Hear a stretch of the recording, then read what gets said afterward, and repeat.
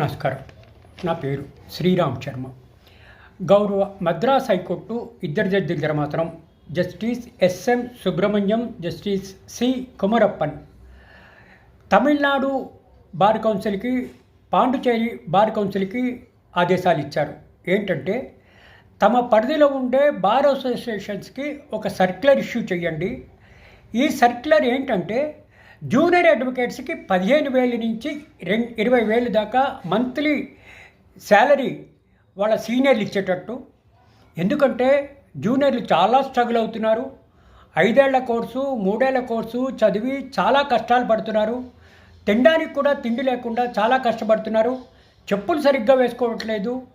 ఇట్లా కోర్టుకి కూడా కమ్యూనికేషన్ రావాలి, తర్వాత రోజు కోర్టుకి రావాలి అంటే ట్రాన్స్పోర్ట్ కూడా చాలా కష్టంగా ఉంది, ట్రావెల్ చేయడం చాలా కష్టంగా ఉంది.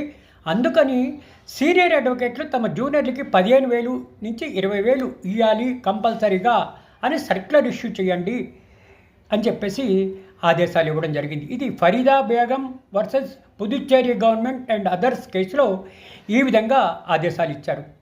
ఈ ఆదేశాల ప్రకారం తెలిసేది ఏంటంటే, ప్రతి జూనియర్ అడ్వకేట్కి 15 నుంచి 20,000 ప్రతి సీనియరు ఇవ్వాల్సిందే. ఇస్తే వాళ్ళకి కొంత ఖర్చులైనా తగ్గుతాయి అని చెప్పేసి ఈ ఆదేశాలు ఇచ్చారు.